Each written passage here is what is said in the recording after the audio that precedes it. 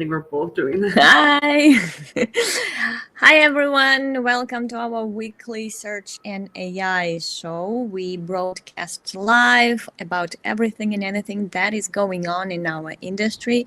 We started as just to share tactics, tips, something that matters. But now we have something new going on almost every week. So we are discussing those as well, because to be honest, everything is moving very fast and we still don't know where it is all going and what it is they're building. So we will go with the flow and report you on anything and everything that is happening in search and AI industry.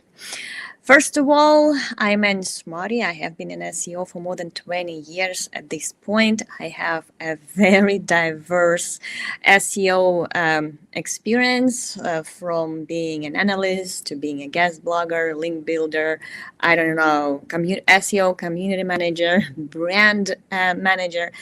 So many things that I've experienced throughout my career, founder as well of just quite a few platforms, well, not quite a few, two to be honest, in our industry that I promoted. And now I'm the co-founder of an SEO agency that is based in New York, which is where I moved quite a few years ago. And with me, and always April, our director of social, as well as our brand identity developer, our brand advocate, Reddit expert, so many roles, but not necessarily SEO, which adds a lot of refreshments to our chats, because to be honest, I'm a little bit too deep in the SEO industry and I need to hear from people who are not as I don't want to say experienced. April has all the experience, but at least she's not that's not her world like it's mine. Today we are discussing a few interesting and related developments. First of all, please subscribe in smarty.com. This is where I'm sharing the main topic of of Wednesday's broadcast, so you will have much more context to what we are going to discuss and maybe some questions as well. So please subscribe in smarty.com. And if you go there now, you will see that the topic for today is the new AI first browser from OpenAI that is powered by ChatGPT. If you have been using ChatGPT, which I'm sure many people have, you will know all those interesting features that it has. You can converse with it, you can buy from it, you can now ask for deep research so that AI agents go search your topic, research your topic online, and write a summary and write an article for you. All of those features are now very directly available inside Atlas. That is the name of the new AI browser from OpenAI. It is all ChatGPT. It is interesting, though, that if you ask anything, ChatGPT will, like always, will show you the answer that it pulls from training data or pulls from online research, depending on what it thinks you need. But if you go to the search tab, you will see that search results are powered by Google. I have no idea, to be honest. I didn't have much time to research the legality of that obvious partnership, which I don't think is official, because Google is ruled as a monopoly of search industry. It cannot be the exclusive partner of any browsers. Even Google Chrome has to be more integrated with other search solutions. So I have no idea how and why ChatGPT decided to use Google for its browser. So Google is powering one and yet another browser. As we know, it's the default search engine for the Safari, obviously Google Chrome, obviously Firefox, and now also Atlas, which is OpenAI's browser. For SEO industry, it's good news, though, because now anyone who says that SEO is dead, we can always say, no, it's not. Look at those organic search results in ChatGPT that it's using also as citations. I did a little bit of search. I usually use ChatGPT and see a lot of overlap with organic search results, especially recently. I think there is some behind the scenes partnership that is going on, and for some reason it is not announced. But as of recently, I see a lot of overlap between ChatGPT citations and top ranking URLs. It's not 100% overlap. In most cases, ChatGPT has more URL cited than they exist on the first page of Google. But I would invite everyone who is watching this video to go ahead, ask ChatGPT about something, make it search if it doesn't by default, and then search for something like that in Google as well, and then find top 3 URLs that Google returns in those citations of ChatGPT. I always, again, I haven't done a large scale study on that. We will talk about one in a few minutes. But in my experience, for most any searches that ChatGPT does, the top ranking URLs are always cited in AI answers from ChatGPT. It used to be different. ChatGPT used to depend on Bing much more. For obvious reasons, Bing and ChatGPT almost have the same owner. Microsoft owns a huge portion of OpenAI. So it is interesting that they are not using their own search engine and they rely on Google instead. I would love to see, I'm sure as months go on, we will see some leaked documentation, leaked emails, some new court documentation that will shed some light on this interesting phenomenon that obviously two competitors in AI, Google with its Gemini and AI mode, and OpenAI with its ChatGPT, somehow use the same search engine to promote, to build their products. It doesn't seem logical to me, but I don't know 95% of what's going on behind the scenes, so I wouldn't know. But the fact remains, ChatGPT is relying on Google a lot, and I think it is relying on Google much more now than it used to 3 months ago even. This is something newish. I have never seen so much overlap with organic search results. Now, there is another study, yet another study from Ahrefs. I think they are on fire. They launching those studies like that. Most of them I read with quite a bit of criticism because they tend to report on something that is more correlation than causation. Like they would look at signals that definitely do not have nothing to do with how LLMs work, and they would say, okay, this is what you need to do. So sometimes I'm not very happy with their studies.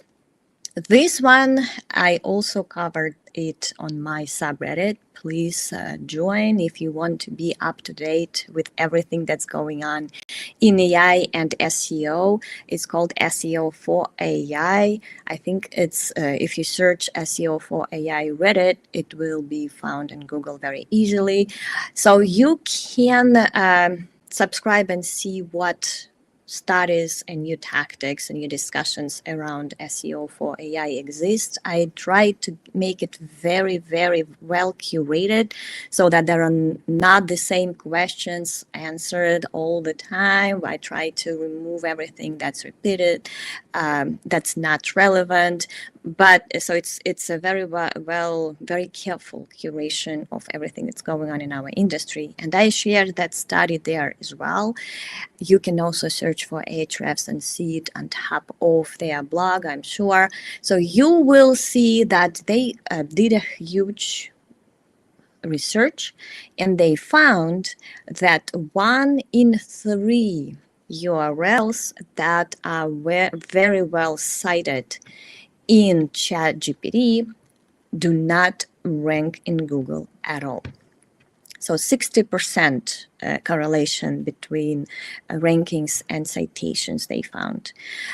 I have a few things to say about that. First of all, which I'm not sure about. Most tools, I think, including OpenAI or Ahrefs and SEMrush, they access ChatGPT answers and citations through API.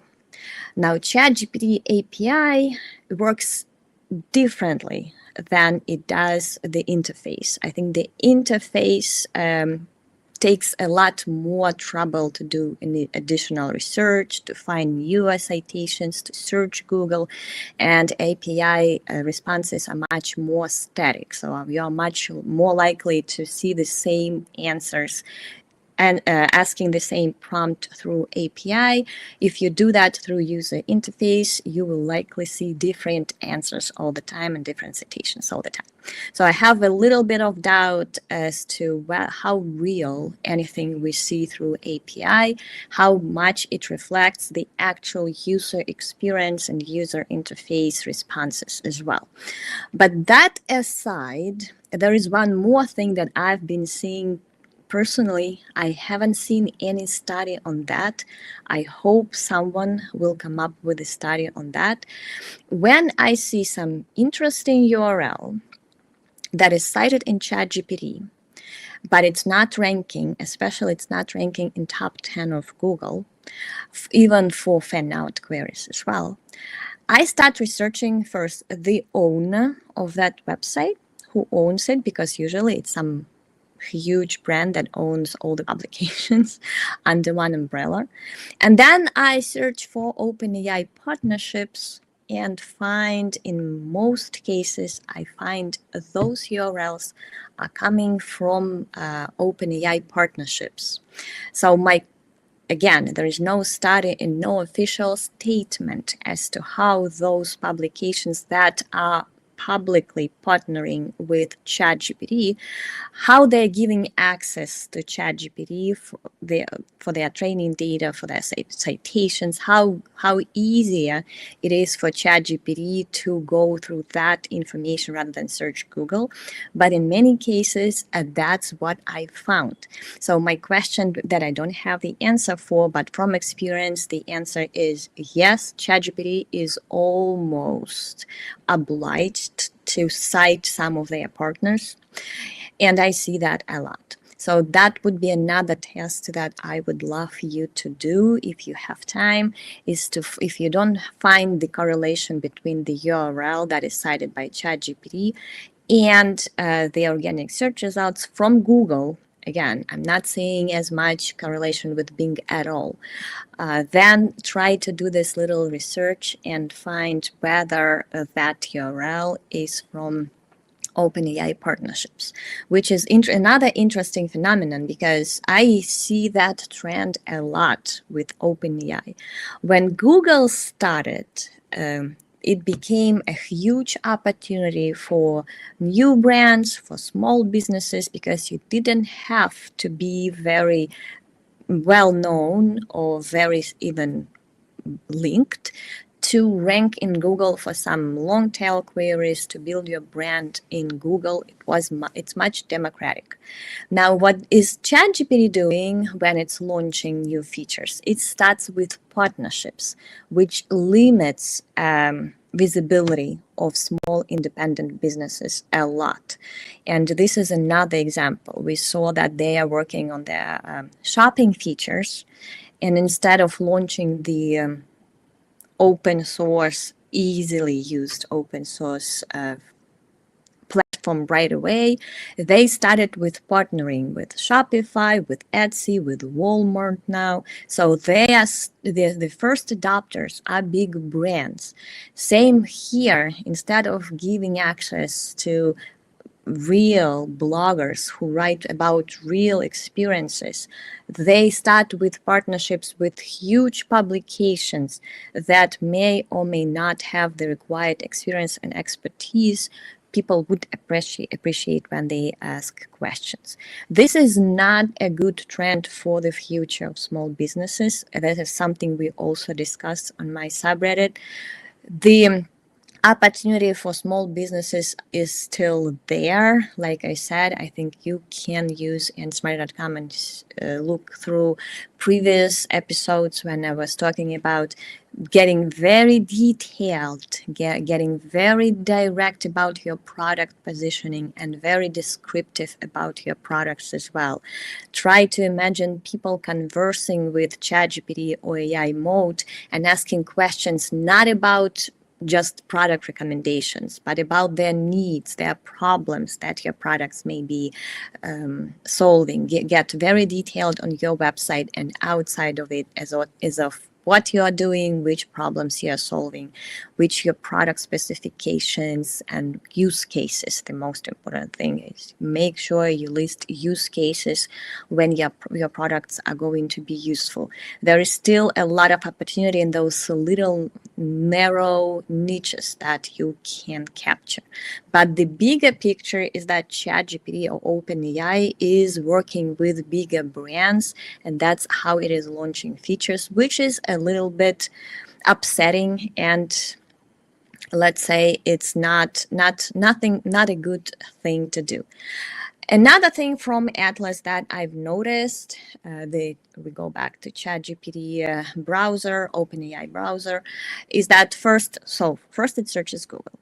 It only shows 10 results, 10 top results, organic top results from Google.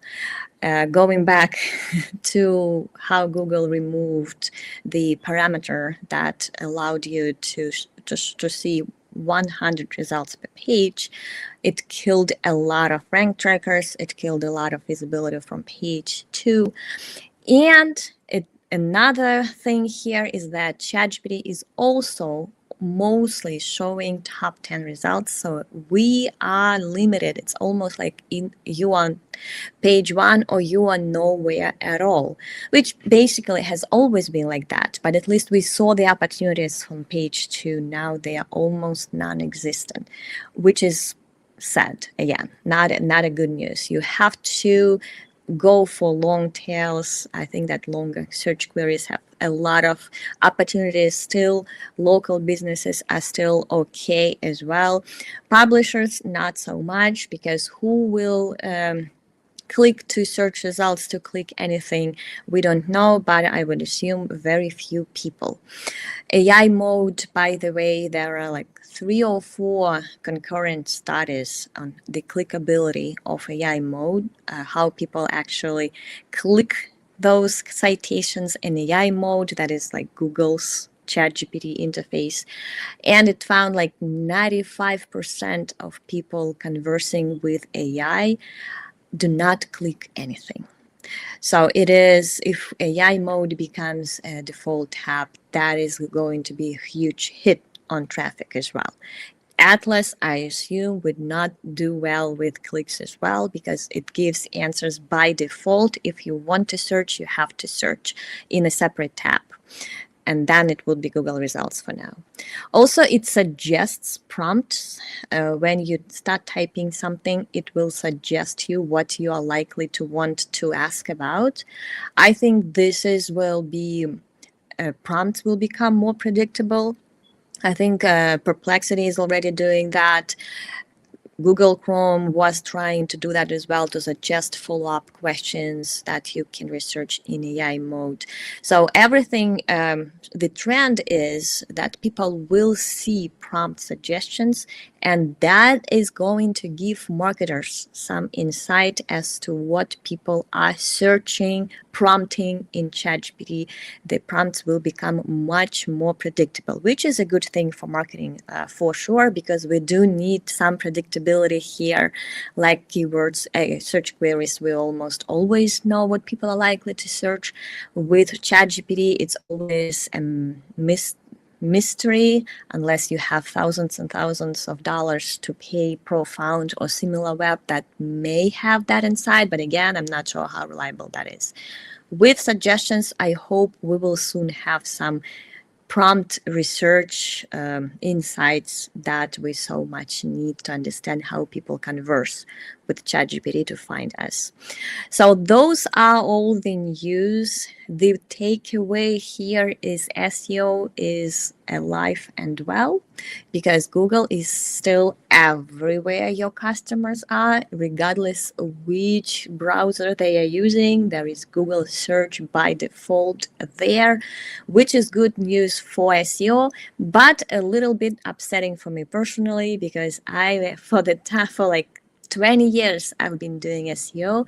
I have been looking for a good competitor for Google. It's time. There is a competitor that is pushing some actual visibility for brands, and Google has to be more careful with how it treats publishers and brands, because there is someone who can replace it. Nothing like that is in the near future obviously coming, because Perplexity relies on Google, Gemini AI Mode rely on Google, ChatGPT relies on Google in a big way. All the browsers we know rely on Google, so it is upsetting for me personally, even though it does shows that my job is there to stay, but I would love Google to have a competitor. Not happening yet. So we will discuss some actionable things when April starts asking questions. Please let me know if you have any additional feedback or questions too. Shoot, gonna get my questions up. Let me check. So, what are your top 3 tips for showing up in Atlas? Well, obviously, the top one is to rank on page 1 in Google. That hasn't changed at all. If you want visibility anywhere, your first goal should be to be in Google. Again, doesn't have to be a very competitive term, I'm sure. Just like in Google, in ChatGPT, that's even more true. People do type more words. So your best bet is to research longer search queries, questions, but specific questions, not what is something that is going to be a tough one, but go as specific as you can. So this is number one. Again, ChatGPT is Atlas is OpenAI product that is powered by ChatGPT. So the next step for me, it is as equally important as rankings in Google, is become a brand, become an entity, be known for something specific, be known in your little niche, even if it's very little, but be an entity there. It is not easy. It is a long-term goal, but it is rewarding on many more levels than just be visible in Atlas or ChatGPT. It will come with many more channels that earn you clicks, visibility, conversions. So it's something that is worth investing for any business of any size, is to become an entity, even if it's a little entity, even if it's like a claimed local business, is also an entity. It's also a brand, because it is mapped as one. So if your local business, this is where I would definitely do, is claim my business everywhere and ensure it's consistently claimed with the same name, the same address, the same everything.